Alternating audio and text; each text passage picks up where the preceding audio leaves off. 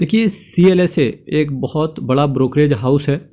उसने वापस से चाइना से हटके इंडिया की तरफ अपना रुझान बढ़ाया है, जबकि FIIs ने पिछले सप्ताह करीब करीब 1.2 लाख करोड़ बेच दिया है माल उठा करके। इसके बाद CLSA ने एक उम्मीद जगाई है कि चाइना से एक बेटर प्लेस रखता है इंडिया अभी भी।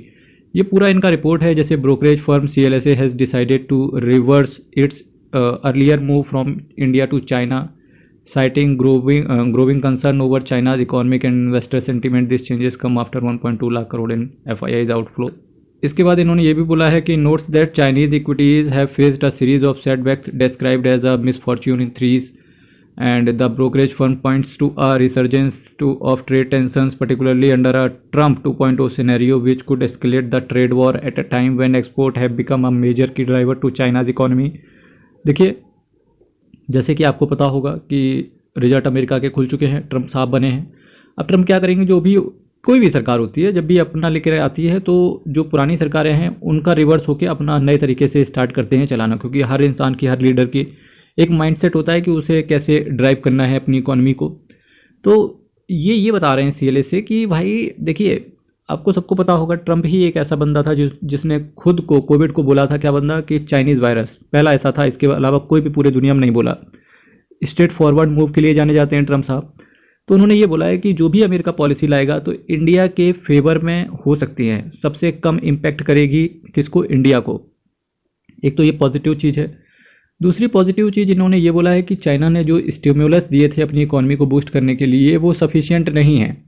तो देखिए, अभी क्या इसका मूव जो इन्होंने पॉजिटिविटी लाई है, क्या ये इसका मूव एकदम से मंडे को मार्केट के अंदर आ जाएगा, ऐसा मैं समझता नहीं हूँ। मंडे को मार्केट भी गिरने वाला ही है। अब जब तक ये ब्रोकरेज हाउस को, बाकी के ब्रोकरेज हाउस को, FII को समझ में आएगा कि नहीं इंडिया एक बेटर प्लेस है इन्वेस्टमेंट करने के लिए, तब तक होगा क्या, तब तक वो लोग थोड़ा सा मार्केट और गिराएंगे। इसके बाद से वो लोग खरीदना स्टार्ट करेंगे। यहीं पर भारत के इन्वेस्टर को, स्पेशली रिटेल इन्वेस्टर को, जिस तरीके से डटे हुए हैं उसी तरीके से बने रखो।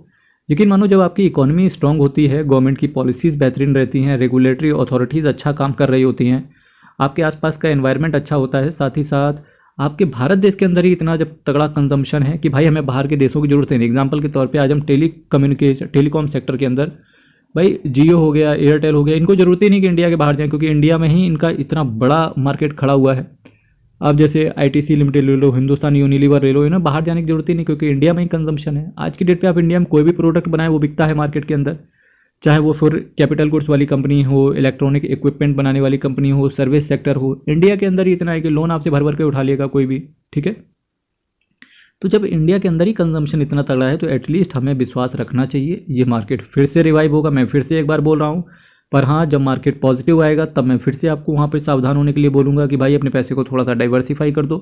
अभी मार्केट को, जो आपने पैसे को डाइवर्सिफाई किया था, उसको बहुत ही धीरे धीरे करके इन्वेस्ट कीजिए।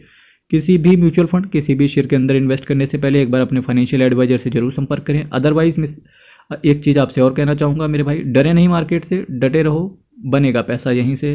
भारत देश ही आपको बना के देगा। और यकीन मानो पिछले 10 सालों में सबसे तगड़ा रिटर्न इंडिया ने ही पूरे विश्व के अंदर बना के दिया है। बाकी चैनल को सब्सक्राइब कीजिएगा, वीडियो को लाइक कीजिएगा। कल फिर एक नई हाइस के साथ मिलेंगे। बहुत बहुत धन्यवाद।